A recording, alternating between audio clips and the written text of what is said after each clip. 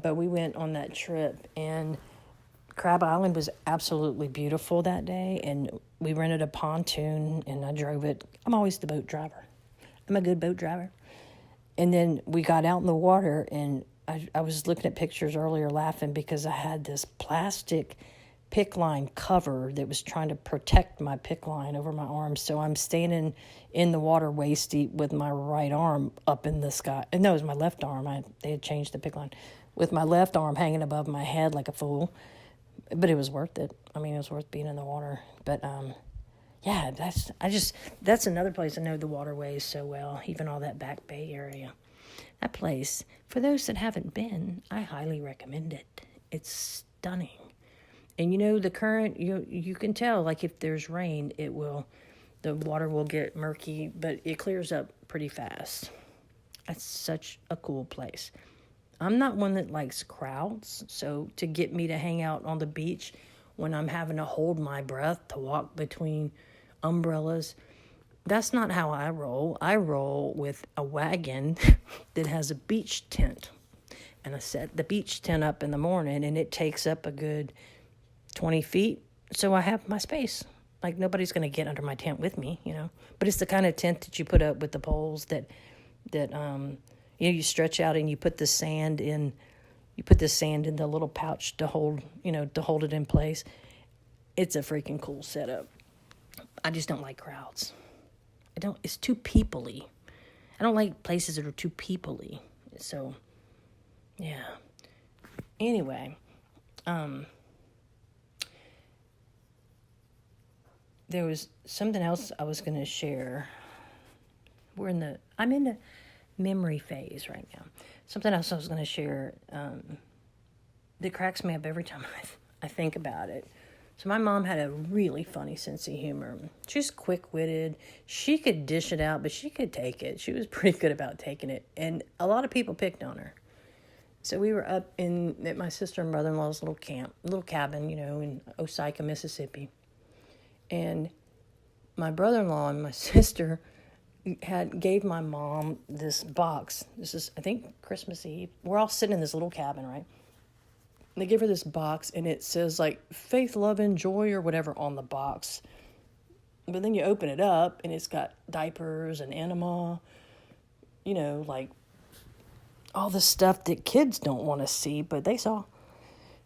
Mom opens it up, she pulls out the diaper, and they're like, and Angel and Jeff are like, we figured you needed that for, whatever.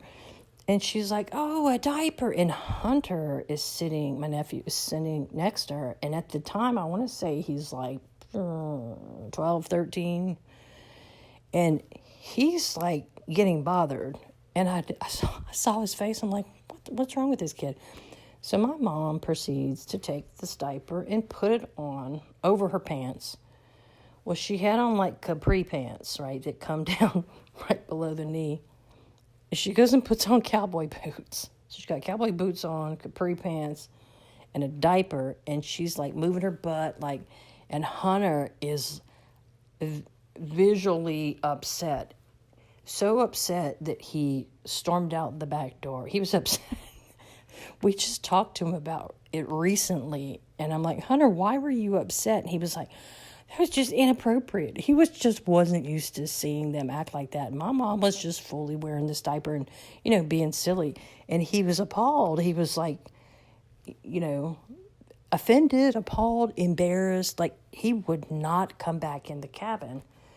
Well, that didn't bother my mom. She kept dancing around in her diaper and talking about her enema. And we videoed it all. But this kid's face turned red, and I still laugh about it today because I'm like, why were you so offended? And he said, because what he was trying to say was, y'all are not supposed to act like that. And I'm like, we can act like whatever we want, kid. You're not going to tell us how to act. And I don't think he knows why he was offended. I think it was because it was my mom, and it was like, how dare you? Like, why would you do that? That would be like somebody pulling out a sex toy in front of the kid, and he's freaked out. It was a diaper. I mean, God forbid it was a sex toy. That would have been horrible. I don't think he would have come back. Took off running, and that was it. But he got really upset and offended and embarrassed, and I'm like, it's not even your diaper, dude.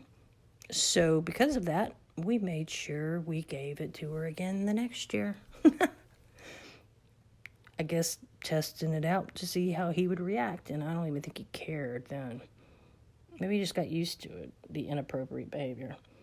But my mom is so funny. She was quick-witted. She had these one-liners. She could say, somebody would say something, and her response would, like, make you crack up. And it wasn't some long, drawn-out response. It was just a one-liner.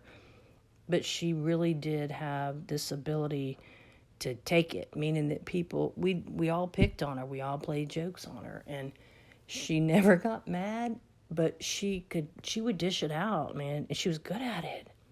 See, that's why I love my family. We all pretty much have the same sense of humor, which, to be quite honest, is probably inappropriate humor sometimes. I guess what's inappropriate? Not inappropriate, because that doesn't even make sense. I guess what I want to say is we would laugh at inappropriate times. No, we'd laugh at awkward times. My mom and I were the type that laughed hardest in church. Like, that's some of the deepest belly laughs I've ever had. Why is that? Like, why is that? It would happen in church. There was a man sitting in front of us in church, and he had a spider web that was going from his ear to his shoulder, like his suit. And I'm like, Mom, look. And she's like, because she knew she was going to start laughing. And we were trying to figure out if the spider was still on him, like in his ear, on his ear, his hairy ear. We were invested in it. So we spent the entire service evaluating this. And then used a hymnal to try and knock the spider web to see, if it would come loose. But we were giggling so much, and this happened so often. And I'm like, do I think it was wrong? No, I don't, because laughter's never wrong. I don't care where you are. It's not wrong. But we laughed and laughed and laughed. And, it's kind of like whenever you can't fully laugh and you're holding it in, it makes it even worse. Or like my grandmother, or how when somebody opens a peppermint, it takes them forever to open it because they're trying to be quiet, but it's not quiet. It makes it louder. But why don't you just hurry up and open it, even if it's loud, and put the damn thing in your mouth and, get rid of the paper. But it's a slow process because you're trying to be discreet. And my grandmother had those round peppermints, and she would, wake up the sleeping because of her loud plastic wrapper, and then that thing would drop and roll on the floor in church all the way up to the pulpit. Knock the wood where the preacher's standing. And that happened more than once. So church was fun. We laughed a lot, right? How can you not laugh at that? And then she just looked, and the whole church, everybody heard it. It's like quiet time. And you hear this peppermint rolling. Rolled right up to the preacher. It was so funny. My dad, so my grandmother, Hilton, my dad's mom, and that side of the family, my grandmother owned this land. My grandfather died before I was born. I never met him. But my grandmother owned this land, and she donated some of the land to this church, Seventh-day Adventist church they built. And behind that church was, just totally changed subjects, was this little white house. And some of the family lived in it. The family owned the house, right? But it was empty for a while. Well, when my parents got married, my mom and my biological father, David, got married, they moved into that house.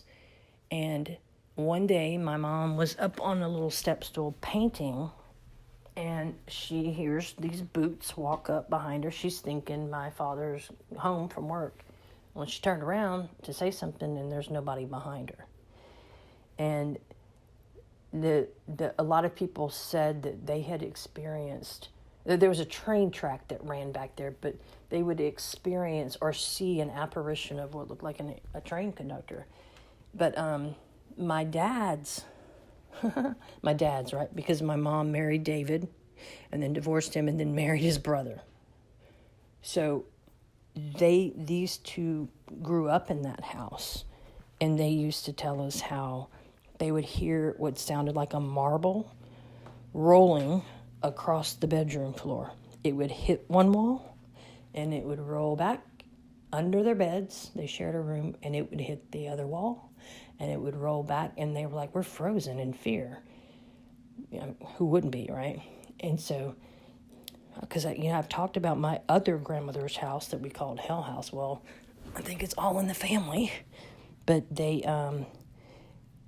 used to tell us about that, and how the dining room in that house was about 20 degrees colder than the rest of the house. And it wasn't a door, like a door you open to walk in. It was an open threshold, like most dining rooms are. But you walk in, you cross the threshold, and it's about 20 degrees colder. And when my mom and father moved in, I think they had, so Angel was born first. She was born in 1969. I was born in 1971, and I think we all lived there up until a short period of time. Maybe I was 6 months old, but the activity increased and increased and increased and increased, and my mom had enough. She was terrified because it wasn't just boots. It wasn't just sounds of people walking. She'd hear people talking. She would hear the door open and shut. And she said, when you're standing there with a paintbrush in your hand and you're reaching up to paint, and you literally feel the presence of, like, it feels like a person standing behind you. She said, you're just frozen in fear. What are you going to do? Turn around? Because everything in you is telling you there's nobody there. And my father drank a lot, so he would go to work and then go hang out in a bar. So she was by herself, or she was with, 2 young babies, and she had enough. But I'm sharing that because it's weird. I was putting all that together earlier, how I've always talked about my mom's side of the family, being so psychic and having all these haunted houses and haunted connections. But it wasn't just them. It was my grandmother, my dad's side too. In fact, my great-grandmother, here's a weird thing. I didn't even know this until a couple of years ago. She was full-blood Native American. And fascinates me because I'm so fascinated by Native American traditions and all. It's weird too because I'm like the whitest person on earth. Like, I could get a sunburn taking the trash out, and here I have this Native American great-grandmother. Like, that's kind of... But I wish I would have been able to meet her. It also makes sense because it's Biloxi, right? Biloxi Indians. Even the sports team's named that. It's all Native American land. Yeah, it kind of makes sense why I'm such a psychic medium, right? I got a double whammy from both sides because it does tend to run in families. But, yeah, I'm just changing subjects like big time, huh? All right, gonna end this one.